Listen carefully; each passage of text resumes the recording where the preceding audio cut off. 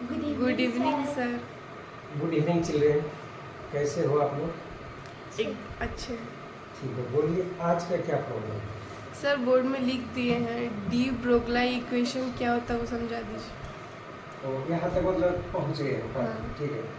De Broglie wave equation कुछ पढ़िए नहीं पढ़िए कुछ? ठीक है, बैठिए। देखो डी ब्रोगली वेव इक्वेशन क्या है ध्यान देना। सबसे पहले एक प्लांक नामक साइंटिस्ट समझे, उन्होंने ये बताया था कि लाइट आता है, लाइट किसी पर जैसे सोलर पैनल है ना, सोलर प्लेट, उस पर ये लाइट रे आया, मतलब किसी में तो उसमें सेमीकंडक्टर होता है, जर्मेनियम हो सकता है और सिलिकॉन हो सकता है और मेटल हो सकता है। तो उस पर अगर ये लाइट रे स्ट्राइक करता है तो लाइट क्या करता है, इस मेटल में जो इलेक्ट्रॉन है उसको निकाल देता है, समझिए। तो उससे टकराने वाले यहाँ इलेक्ट्रॉन मूव करेंगे पहली बार। तो इस एनर्जी को यानी लाइट का जो एनर्जी है ना, इसको हम ये डिनोट करते हैं एच न्यू से। किस चीज से? H new. क्या पढ़ेंगे इसको? H new. ये ई क्या है, एच क्या है, न्यू क्या है, ये मैं बताना चाह रहा हूँ। ई मतलब होता है एनर्जी। क्या होता है? यानी जो लाइट की जो एनर्जी होती है ना, तो ध्यान सुनिए, यह एनर्जी है। क्या चीज है? एनर्जी। एच जो है एक कांस्टेंट है, मतलब पहले जान लीजिए energy of light is directly proportional to, directly ऐसा साइन होता है डायरेक्टली प्रोपोर्शनल का फ्रीक्वेंसी की। किस चीज का? फ्रीक्वेंसी। आप तो पूछ सकते हो कि फ्रीक्वेंसी क्या होती है? फ्रीक्वेंसी होता है कोई चीज एक दिए हुए समय में कितना बार रिपीट होता है, उसी को बोलते हैं उसकी आवृत्ति, फ्रीक्वेंसी। क्या कहते हैं उसको? अब जैसे इस दरवाजे से 1 मिनट में कितने बच्चे पास करेंगे, समझिए, उसी को बोलते हैं फ्रीक्वेंसी। क्या बोलते हैं इसको? फ्रीक्वेंसी। कोई दिक्कत? या ये फिर घूम रहा है, कहा कि 1 सेकंड में कितना बार घूमेगा या 1 मिनट में कितना राउंड लगा रहा है, ये फ्रीक्वेंसी कहलाती है। क्या कहलाती है? इसको थोड़ा सा और ऐसे जान लेना है, तो ध्यान दीजिए, ये फ्रीक्वेंसी हो गया।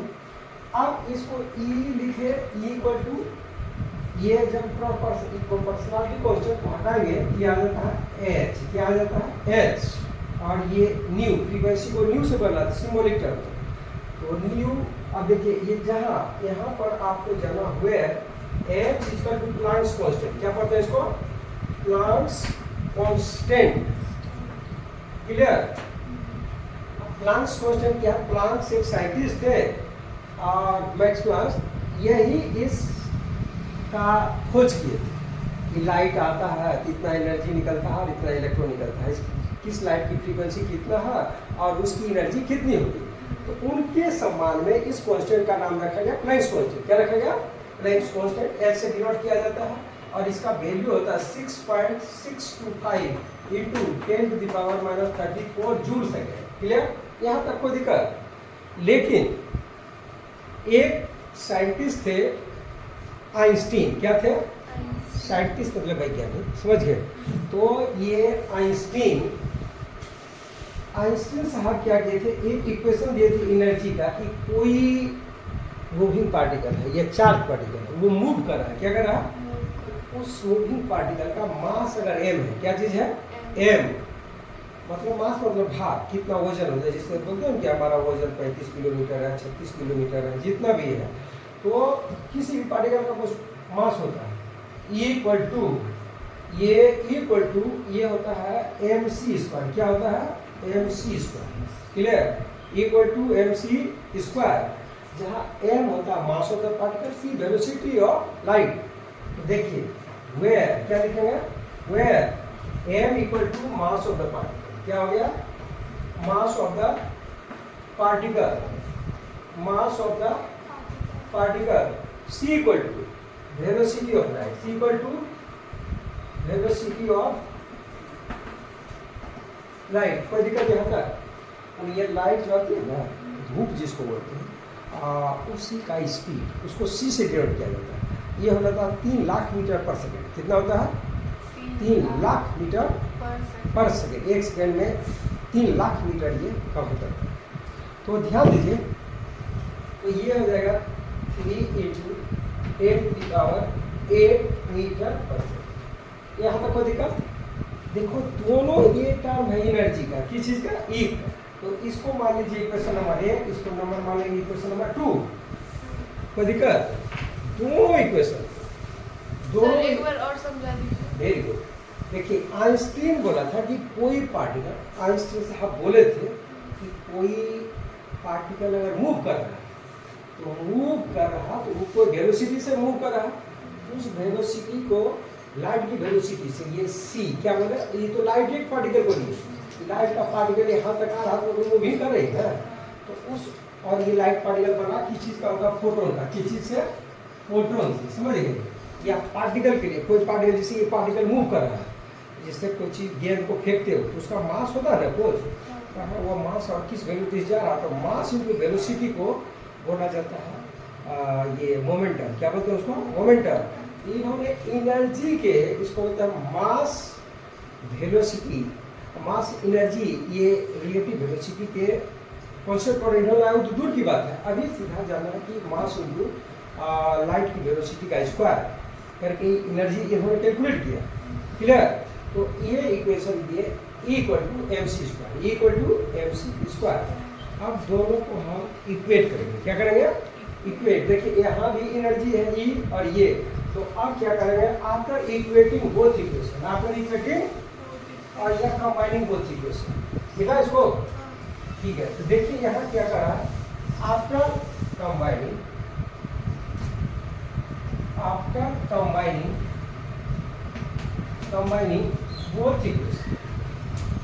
both equation we get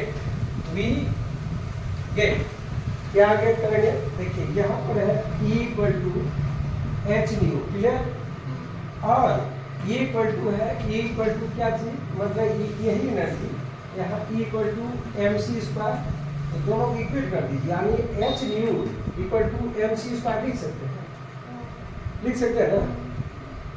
चलिए जब लिख सकते हैं तो एक यहाँ पर आता है, ये जो न्यू है ना, न्यू, ये लिखेंगे h/nu होता है, देखो यहाँ लिख देता हूँ, nu c/λ। ध्यान दीजिए, अब नया टर्म आ गया, इसका मतलब जानना चाहोगे? लेमडा बोलते हैं वेवलेंथ को। किसको बोलते हैं? वेवलेंथ। आप बोलोगे वेवलेंथ क्या है? Very good. देखिए तो वेवलेंथ किसको बोलते हैं मैं बता देता हूँ। ये ऐसे कभी झूला पर चढ़ी होगी ना, झूला कैसे होता है? देखिए यहाँ पर खड़े बैठा हुआ, उसको कोई धक्का दिया तो यही बैठा हुआ है, इसको धक्का दिया तो यहाँ चल गया, फिर कुछ दूर जाने के बाद फिर रिटर्न होते हो, तो फिर यहाँ जहाँ बैठे थे उसके सामने क्या वहाँ रुक जाता है? नहीं, फिर पीछे जाता है। ये देखिए ये आया यहाँ, समझ गए? फिर यहाँ पर आया, फिर यहाँ आया। देखिए यहाँ से शुरू हुआ, इस कंडीशन में आया, तो देखिए ये जो टॉप है, ये टॉप, समझ गए? और ये नीचे, ये एक को बोलते हैं शीर्ष, मतलब चोटी, और एक को घाटी, इसको बोलते हैं क्रेस्ट एंड ट्रफ। क्या बोलते हैं इसको? Crest and trough. तो दो क्रेस्ट और दो ट्रफ के बीच देखिए एक ये और ये, इसको लेमडा बोलते हैं, मतलब डिस्टेंस को लेमडा बोलते हैं। वेवलेंथ क्या बोलते हैं इसको? वेवलेंथ। कोई दिक्कत? आप ध्यान देना है एक चीज, तो वो तो बात की बात है, आगे भी बताया जाएगा। अभी यहाँ सीधा जानना है कि ये nu c/λ, यहाँ पर हम लिखेंगे h, न्यू जो था ना, इसके बदले लिख दिए c/λ। कोई दिक्कत? इक्वल टू, ये इक्वेशन है m/c², यहाँ लिख दीजिए m/c²। मेरे समझ से ये लिखे है, समझ में आ गया? ठीक है, आप कुछ नहीं कर रहा है, यहाँ C1 है, मतलब एक C, और यहाँ पर कितना है? 2 C। तो इसको हम ऐसे लिखेंगे, देखिए h/c/λ इक्वल टू m, इसको कर देते हैं c/c। कोई दिक्कत? एक C और एक C कैंसिल हो गया, क्या हो जाएगा? कट जाएगा दोनों तरफ। अब इसी को हम लिखेंगे और करके, देखिए ये h/λ, क्या लिखेंगे? h/λ equal to m/c। कोई दिक्कत? देखिए m क्या हो गया? मास, c क्या हो गया? वेलोसिटी। तो मास इंटू वेलोसिटी को बोला जाता है मोमेंटम। क्या बोलते हैं उसको? मोमेंटम। यहाँ पर मैं लिख देता हूँ, mass into velocity mass into velocity equal to momentum. क्या पढ़ेंगे इसको? मोमेंटम। ठीक है, मास इंटू वेलोसिटी क्या पढ़ेगा? मोमेंटम। अब एक चीज जानना, इसको पी से डिनोट किया जाता है। किस से? पी से। यहाँ पर समझ में आ गया? अब इसी को यहाँ लाएंगे। देखिए, तो ध्यान दीजिए बच्चों, यह जो है देखिए H by lambda equal to था एम सी, और ये पी इक्वल टू होता है एम सी। क्या मिलेगा? M into C. क्लियर? तो यहाँ हम लिख दें H by lambda equal to P. कोई दिक्कत नहीं है? अब आ जाइए, ये जैसे ही ये पी ये हो गया पी, तो ये लेमडा को इसको निकालना हुआ ना, इसको इधर करिए क्रॉस मल्टीप्लाई। लेकिन यहाँ कुछ नहीं, एच वन है, तो देखिए ये क्या करेंगे, lambda into P equal to H into one. तो लेमडा इक्वल टू क्या हो जाएगा, और इक्वल लेमडा इक्वल टू तो एच बाई पी, एच का पी। इसको पढ़ते हैं डी ब्रोगलाई इक्वेशन। क्या पढ़ते हैं इसको? इसी को बोला जाता है डी ब्रोगलाई इक्वेशन। कोई दिक्कत? क्या पढ़ते हैं इसको? De Broglie equation. कोई प्रॉब्लम है यहाँ पर? नहीं है। Very good. अब इसमें दो केस है। जब इसका आप कंपटीशन में बैठोगे तो इसमें कुछ केस है, समझ गए? आपको दिया रहेगा कि अगर इसमें एनर्जी दिया हुआ है, क्या चीज दिया हुआ है? एनर्जी। तब क्या होगा, ध्यान देना है कि एक चीज और एक पॉइंट यहाँ पर हम डिस्कस कर देंगे इस इक्वेशन से कि लेमडा इक्वल टू होगा एच बटे पी। है ना? देखो ये ऐसा रिलेशन जब होता है ना, देखो इधर ध्यान सुनिए, ऐसा को इसको बोलते हैं इनवर्सली प्रोपोर्शनल। इनवर्सली मतलब उल्टा। क्या बोलते हैं इसको? उल्टा। यानी ये बढ़ेगा तो ये घटेगा, पी बढ़ेगा तो लेमडा घटेगा, और पी घटेगा तो लेमडा घटेगा। समझ गए? तो यहाँ पर आप लिख दीजिए it this relation so that lambda यानी वेवलेंथ, क्या लिखेंगे? Wavelength is directly inversely proportional. Is inversely मतलब उल्टा। क्या होता है? इनवर्सली प्रोपोर्शनल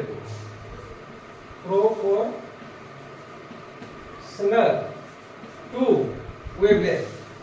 सॉरी, क्या बोलते हैं? Momentum. Inversely proportional to momentum. Clear? यहाँ तक। अब दो केस और जो कि इस पर आपको दिया रहेगा। दूसरा चीज मोमेंटम हमको ज्ञात कर रहा होगा किस चीज से, तो आपको एक केस दिया रहेगा कि if kinetic energy is given, de Broglie wavelength निकालना है कब? जब काइनेटिक एनर्जी दिया रहे। क्या दिया रहे? जैसे ऐसे दिया रहता वेलोसिटी और मास, तब हम निकालते वेवलेंथ, ऐसे निकाल लिए। लेकिन यहाँ पर दिया रहेगा काइनेटिक एनर्जी। क्या दिया रहेगा? तब कैसे निकालेंगे? क्लियर? तो ध्यान सुनिए। अब यहाँ पर लिखेंगे D Broglie wavelength, D Broglie wavelength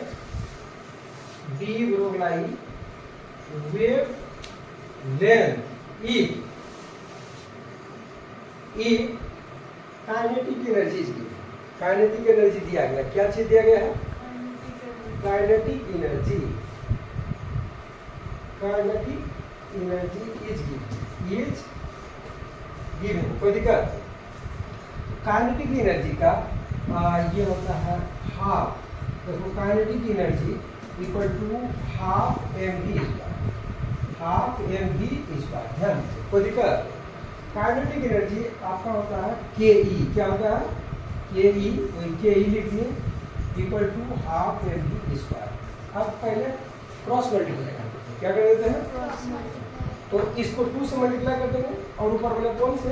तो ये लिख दीजिए 2ke equal to M we square. 2ke equal to M we square. यहाँ तो कोई दिक्कत। अब हम एक काम करेंगे इसमें कि दोनों तरफ ये इक्वेशन एक मान लेते हैं। क्या मान लेंगे? इक्वेशन 1 चौक दीजिए। देखो दोनों तरफ m से मल्टीप्लाई करें। इन इक्वेशन मान लीजिए इक्वेशन 1 है तो कहा in equation 1 when we multiply both side by m, when we multiply both side by m मतलब इधर भी m से मल्टीप्लाई करेंगे और इधर से, ठीक है। तो लिख दीजिए in equation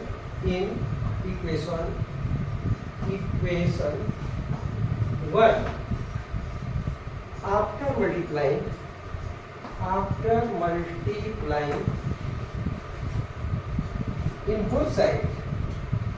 in both side by m we get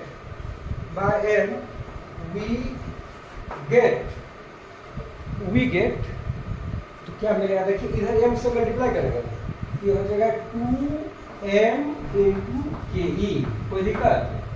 equal to ये m इंटू n क्या हो जाएगा? m स्क्वायर क्या हो जाएगा? आप यहाँ पर लिख दीजिए m स्क्वायर और v स्क्वायर, कोई दिक्कत यहाँ तक? अब क्या कर रहा है इसको मैं यहाँ पर लिखा रहा हूँ। देखिए ये जो है m v स्क्वायर, ये m square v square equal to ये है 2ke इंटू m, है ना। देखो इसका स्क्वायर हटाएंगे m v इक्वल टू ये हो गया m v equal to under root ये 2 kinetic energy into m mass, clear? ये अंडर रूट हो जाता है। अब हम क्या करेंगे थोड़ा सुनिए। एम भी यानी मास इंटू वेलोसिटी, क्या चीज है ये? मास इंटू वेलोसिटी। देखिए ये एम भी इसका होता है मोमेंटम, क्या होता है? मोमेंटम। मास इंटू वेलोसिटी को बोलते हैं मोमेंटम, और मोमेंटम को क्या डिनोट कहते हैं? पी से। किस चीज से? पी से। तो आप लिख दीजिए यहाँ पर एम भी के बदले पी लिखिए, P equal to under root 2ke कोई प्रॉब्लम है आता? बस इस p का वैल्यू इधर लाओगे बिना इसको, ठीक है। आइए आप देखो इक्वेशन आपके पास है डी ब्रोगली बदले हमको एनर्जी से रिलेट करना था। तो देखिए ये इक्वेशन ये लेम्डा है और ये h बाय p है ना, p के बदले ये लिखना है। तो p के बदले ये लिखेंगे 2 काइनेटिक एनर्जी इनटू m, कोई दिक्कत? एक इक्वेशन दिया तब जब आपको काइनेटिक एनर्जी दिया हुआ रहे तब। एक केस और देख लेना थोड़ा सा, बस ये लास्ट है। अब आपको ये जानना है कि जब कोई चार्ज पार्टिकल है, क्या चीज़ है? कोई चार्ज पार्टिकल, और वह चार्ज पार्टिकल में का ये वोल्ट जो है उसको v है, कितना है?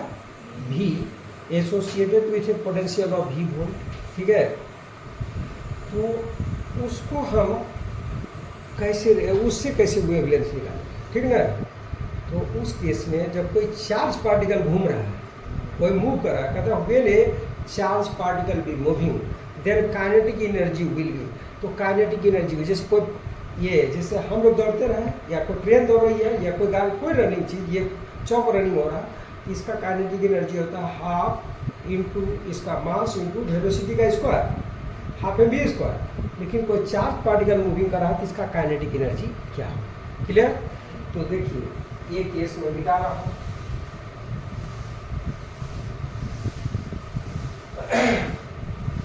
अब कुछ है, दूसरा केस है, case number 2, if A charge particle, if A charge particle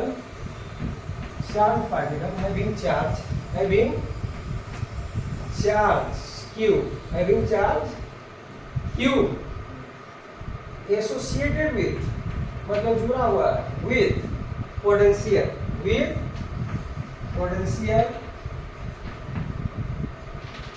difference v, potential difference capital ये ऐसे समझिए, वेलोसिटी लागू नहीं है, v है, ध्यान दीजिए। Then kinetic energy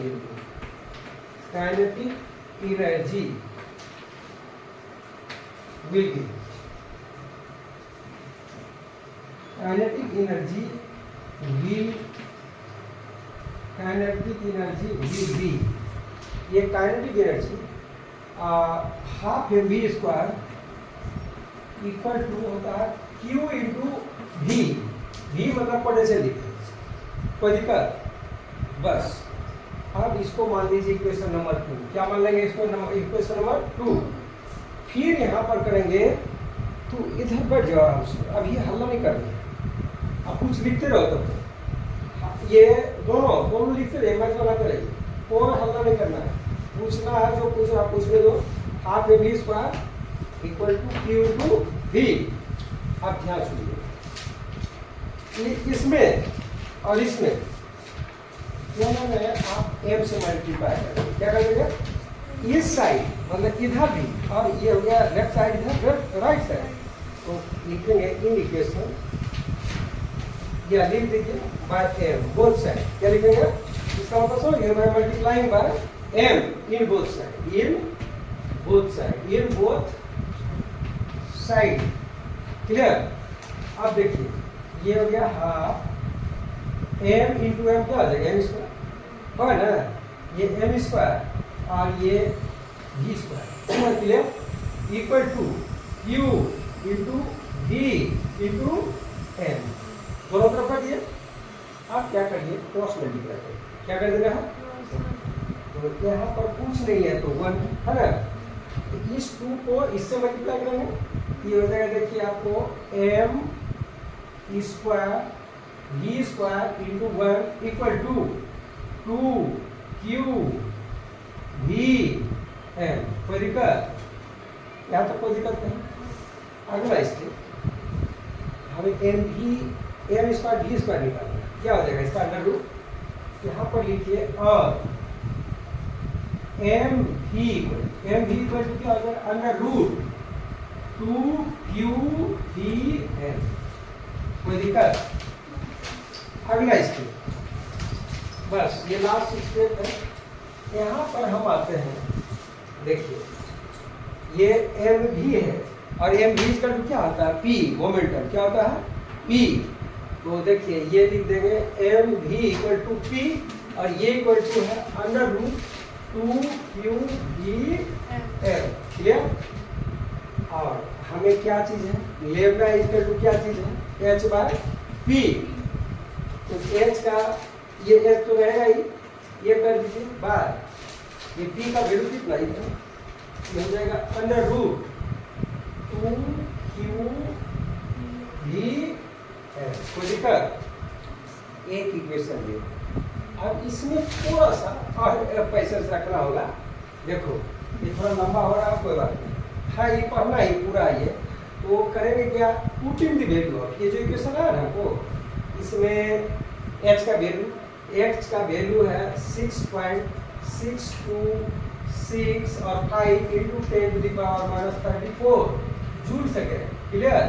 divided by under root 2 into और ये q लिख, q का चार्ज ये होता है, q के वैल्यू हम यहाँ लिख देंगे 1.6 into 10 to the power minus 9 coulomb. क्या होता है? कूलम। और इंटू ये पोटेंशियल डिफरेंस। समझ गए?